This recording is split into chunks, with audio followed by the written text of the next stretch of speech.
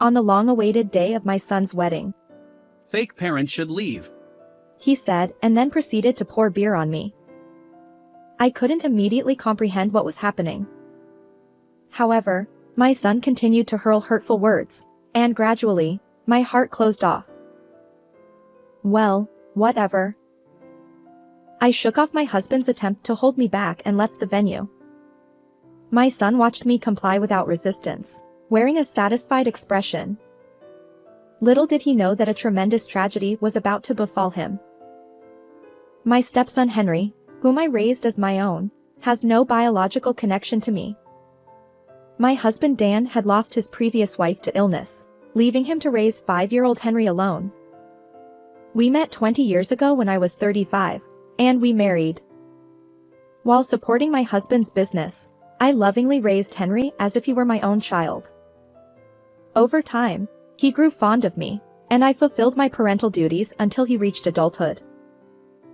After graduating from college, Henry started working at his father's company.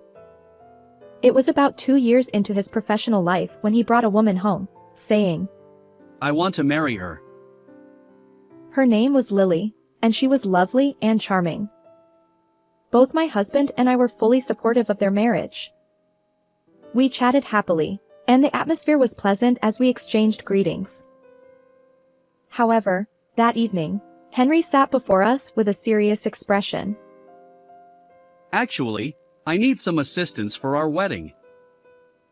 Financial help? Well, we were planning to give a gift, but is it not enough? We want to have a grand wedding with many friends, and we're considering an overseas honeymoon. But we don't have any savings. What? You have no savings? I've been telling you to save diligently all along. Indeed, my son often went out drinking, and I had noticed his expensive hobbies like watches and cars. Although I refrained from commenting on what he did with his own earnings, this time, I couldn't help but be astonished by his lack of planning. If you don't have money, shouldn't you consider a small family-only wedding or a domestic trip? Choose a plan that suits you. My husband's words made sense, and I nodded in agreement.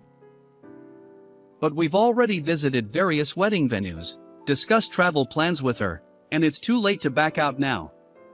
Dad, please. Seeing my son's teary expression, I recalled the family trip Henry had thoughtfully planned for our 20th anniversary. He put so much effort into it even though he didn't have much money. Regretting that I had taken it for granted because it was a local trip, I decided to extend a helping hand. Maybe we should consider providing financial assistance? After all, marriage is a once-in-a-lifetime event. Mom.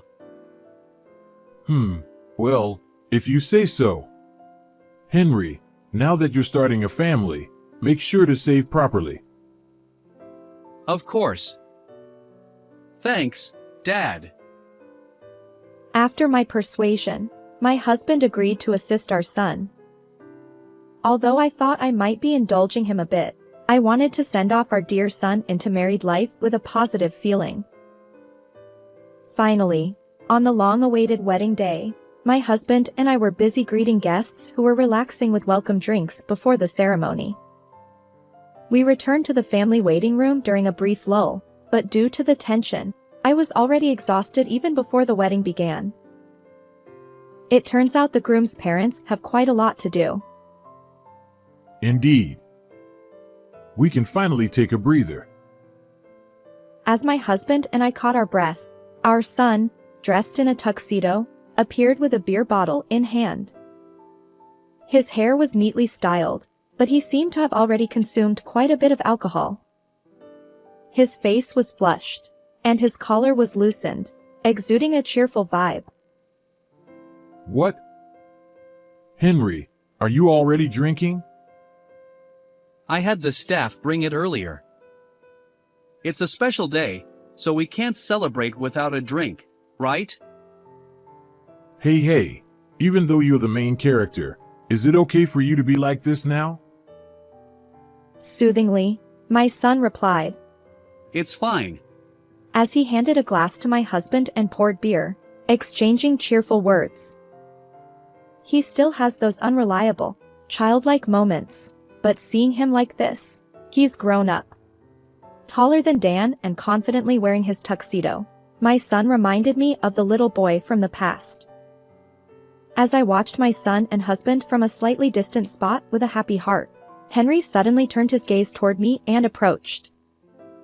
About to express my heartfelt congratulations once again, I began, "Congratulations, truly." But at that moment, something unbelievable happened. Smiling warmly, my son held a beer bottle above my head. Then, without warning, he turned it upside down, drenching me from the top of my head with beer. The liquid dripped down, making a splashing sound, and the scent of alcohol hung in the air. It was so sudden that both my husband and I were left stunned. After a while, I finally raised my head and looked at Henry, utterly bewildered. Now you won't be able to attend the wedding. With a smug expression, he continued. Until now, I pretended to play parent-child with you because I thought I needed a housekeeper to take care of things around me. What? Wait, a housekeeper? What are you talking about? Despite being unemployed, you ingratiated yourself with Dad, lived off his money, and called yourself a full-time housewife. But I've never considered you my mother. Caught off guard by my son's sudden change, I struggled to comprehend. I've poured genuine affection into you, believing I was your real parent. And yet...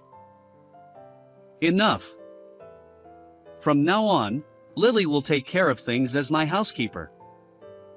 You're not needed.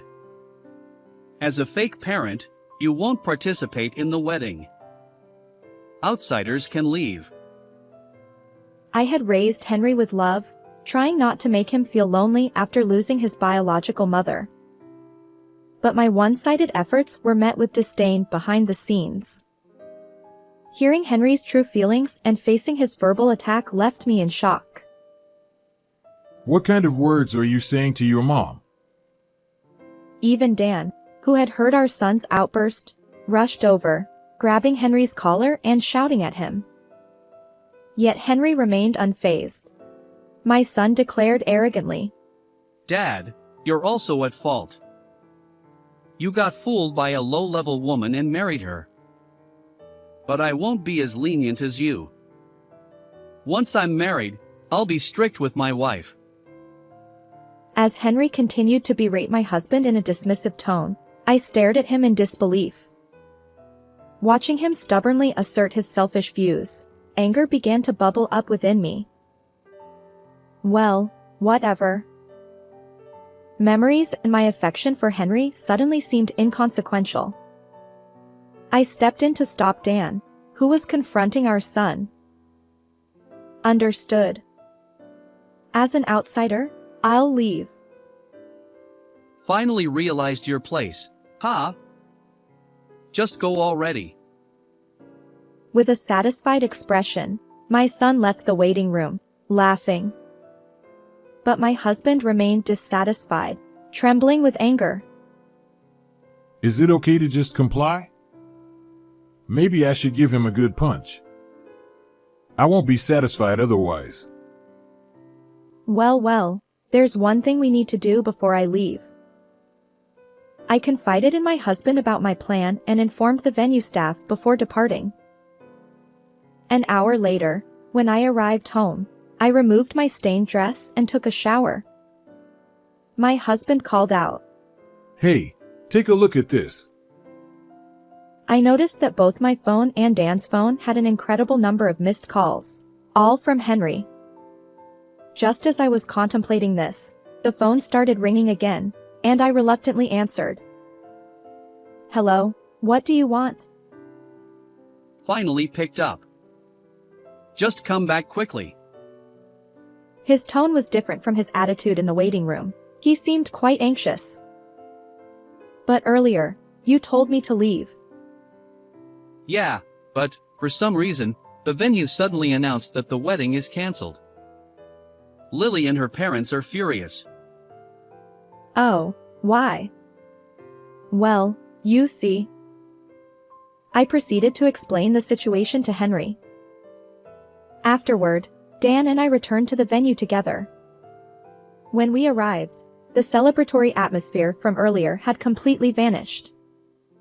Guests, informed of the sudden cancellation, were dispersing with discontented expressions. Against the flow of guests, we entered the venue, where Henry was surrounded by Lily and her parents, receiving their reproachful words. Upon seeing my husband and me arrive, Henry pushed through the crowd and hurriedly approached my husband. In a hushed voice, he confronted my husband, trying to keep it from Lily and her parents. Why did you say you wouldn't pay for the venue? You promised. You've got it all wrong. It's not me who pays, it's Mary. But after the way you treated her, there's no way she'll cover the expenses. Wait, what do you mean? Henry looked bewildered by my husband's words and glanced at me. The truth was, the company Dan now runs was originally founded by me. When Dan and I got married, he was an employee in my company, and I worked as the CEO. However, I felt concerned that Henry, Dan's son, wasn't opening up to me. Wanting to fully engage with my new family, I made the bold decision to step down as CEO, become a full-time homemaker, and prioritize communication with my son. Initially, I felt left behind by society and wrestled with doubts. But as Henry gradually showed more affection and dependence, I believed my choice was right. At the time, he was still quite young and didn't remember when his father took over as CEO. Hence, he mistakenly thought that his unemployed stepmother had married into the company. The reason we have money now is that Mary founded the current company. Huh? But that's ancient history, right? The current CEO is Dad. No, the crucial decisions are still made by Mary. She's essentially like a business leader. But Henry was left speechless by Dan's words. In reality, even after Dan took over as CEO, my name remained associated with the company, and I served as an advisor to him. If you thought of me as a housekeeper, then I have no obligation to provide money for you. damn it! Shut up! When I pushed back, Henry erupted in anger. It's unfair now. The wedding is ruined, and there are cancellation fees. We've already booked the honeymoon. You'll pay as promised. With a flushed face, Henry confronted me, but just then, Lily, having heard the shouting, approached. Hold on, what's going on? You were bragging about paying for everything yourself. Well, that's... Wait, were you planning to make your parents pay for everything? You're too old for that. How low? It seemed that despite asking us for financial assistance, our son had been trying to impress Lily by pretending to have money. By the way, you said you had no savings, and you mentioned that once you're married, Lily would be like a housekeeper taking care of things, right?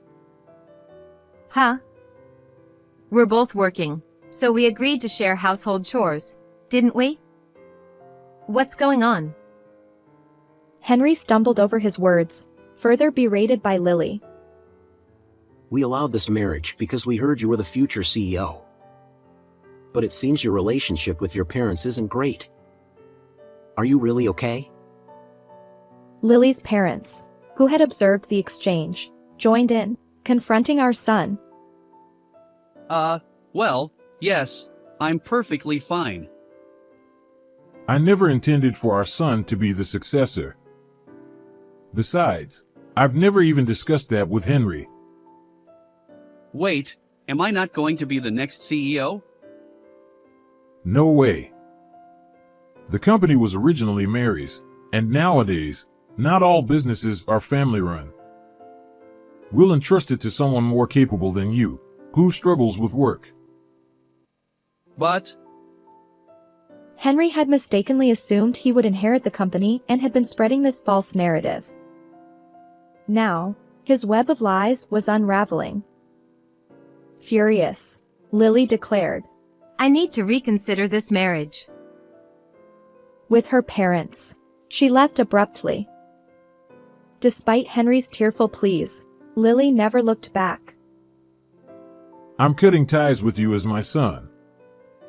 I can't forgive how you treated Mary. And of course, you're fired from the company. Upon hearing Dan's words, Henry turned pale, trembling and sweating. He clung to me, sobbing. it's all my fault. I apologize. Mom, you won't abandon me, right? We're still family, aren't we? Family, you're saying that? It's too late for apologies. I'm just a housekeeper without any blood ties. Henry, tearful before me, no longer resembled the beloved son I once knew. I pushed him away, saying, I have no obligation to you. Alongside my husband, we left the scene. Later, Lily apparently called off the engagement with our son. All that remained for him were the cancellation fees of $12,000 for the venue and honeymoon. With no savings, Henry borrowed money to repay it and now works day labor jobs to make ends meet. Unfortunately, rumors about our son spread among the wedding guests, and he lost not only family and his fiancée but also friends. He now lives in loneliness. As for me, I had planned to return to work once our son left the nest. Now, I'm back at the company, working diligently alongside Dan. I find fulfillment in my busy yet enjoyable days as the CEO, while Dan serves as vice president. How did you find this story? Don't forget to subscribe to the channel. Until next time in the next video.